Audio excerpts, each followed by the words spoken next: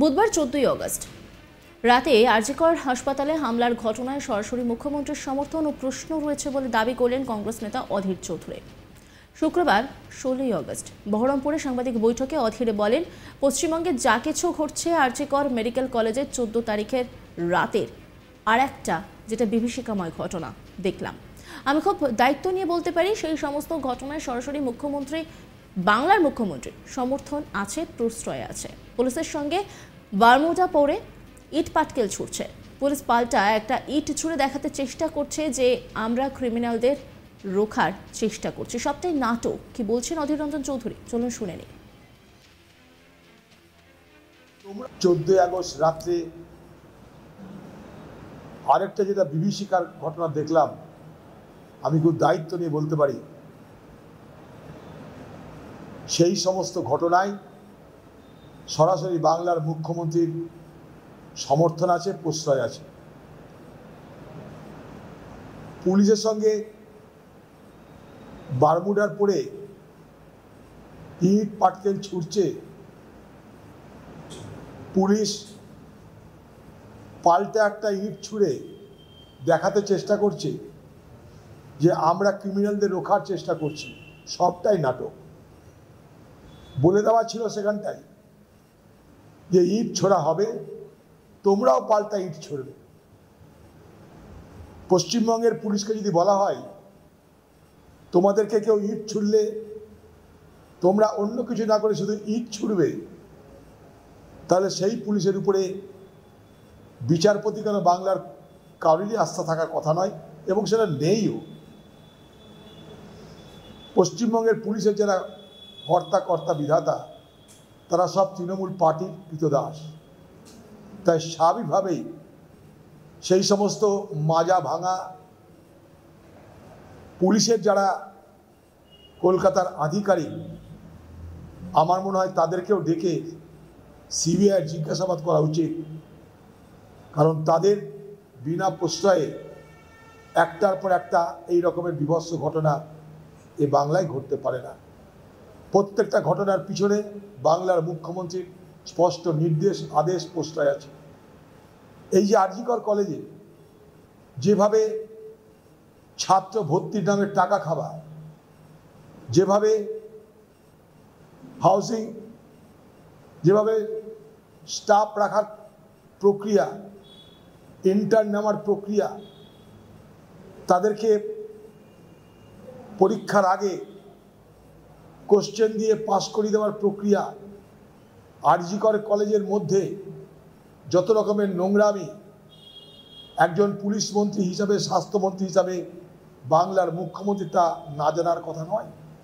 তিনি যেমন বলেন জনসভায় দাঁড়িয়ে, তিনি যেমন বলেন তার পার্টির কর্মী সভায় দাঁড়িয়ে যে আমি কিন্তু প্রত্যেকটা কোণার খবর রাখি, কোথায় বাংলায় কি হচ্ছে আমি কিন্তু প্রতিটি কোণার খবর রাখি।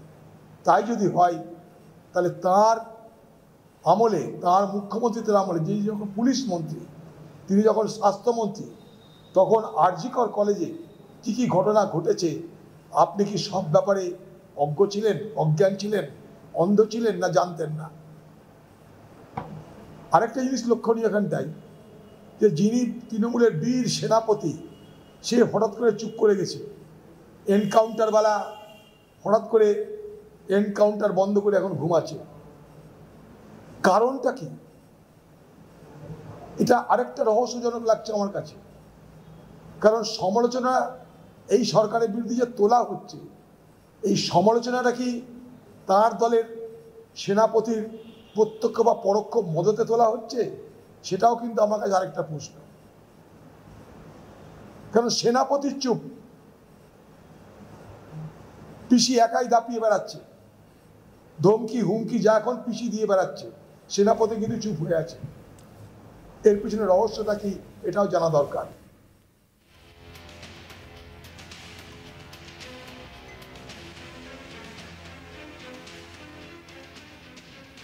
কলকাতার নগরপাল বিনীত গোয়েলের সম্পর্কে বিস্ফোরক অভিযোগ করলেন রাজ্যের বিরোধী দলনেতা শুভেন্দু অধিকারী। শুক্রবার 16 অগস্ট কলকাতায় একটি সাংবাদিক বৈঠকে শুভেন্দু নিশানা করেন কলকাতার সিপিকে। তিনি ঠিক কি বলেছেন শোনাবো আপনাদের।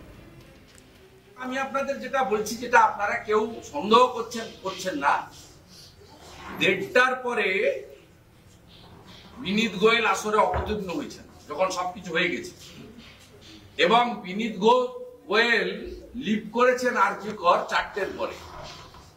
মমতা ব্যানার্জি নিজে বলেছেন আমি 4:30টা অবধি জেগেছিলাম, এবং আমার নবান্নতে এবং মমতা ব্যানার্জির পেরিফেরির মধ্যে লোক আছে। মমতা ব্যানার্জি গতকাল খুব আনন্দে ছিলেন, তাকে বিনীত গোয়েল কনভে করেছেন যে আমি সব করে দিয়েছি, যা করার আমি এভিডেন্স টেম্পারের কাজ করে দিয়েছি। এমনকি আমাদের যে ওই বন্টি, তার যে অল্টো গাড়ি, তার হদিস আপনি এখনো পাননি, এটাও হাওয়া করেছে বিনীত গোয়েল। আমি আপনাকে বলছি, বিনীত গোয়েলকে যদি তুলতে পারে সিবিআই,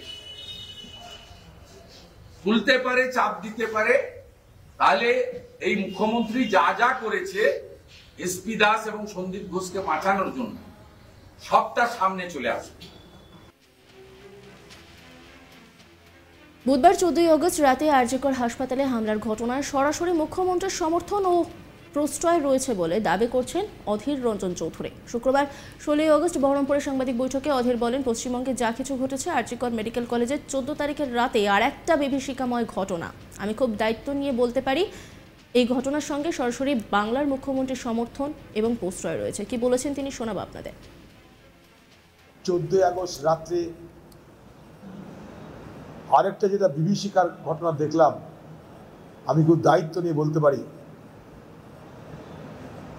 সেই সমস্ত ঘটনায় সরাসরি বাংলার মুখ্যমন্ত্রীর সমর্থন আছে, প্রশ্রয় আছে। পুলিশের সঙ্গে বারমুডার পরে ইট পাটকেল ছুটছে, পুলিশ পাল্টা একটা ইট ছুঁড়ে দেখাতে চেষ্টা করছে যে আমরা ক্রিমিনালদের রোখার চেষ্টা করছি, সবটাই নাটক। বলে দেওয়া ছিল সেখানটায় যে ইট ছোড়া হবে, তোমরাও পাল্টা ইট ছুড়বে। পশ্চিমবঙ্গের পুলিশকে যদি বলা হয় তোমাদেরকে কেউ ইট ছুড়লে তোমরা অন্য কিছু না করে শুধু ইট ছুড়বে, তাহলে সেই পুলিশের উপরে বিচারপতি কেন বাংলার কারোরই আস্থা থাকার কথা নয়, এবং সেটা নেইও।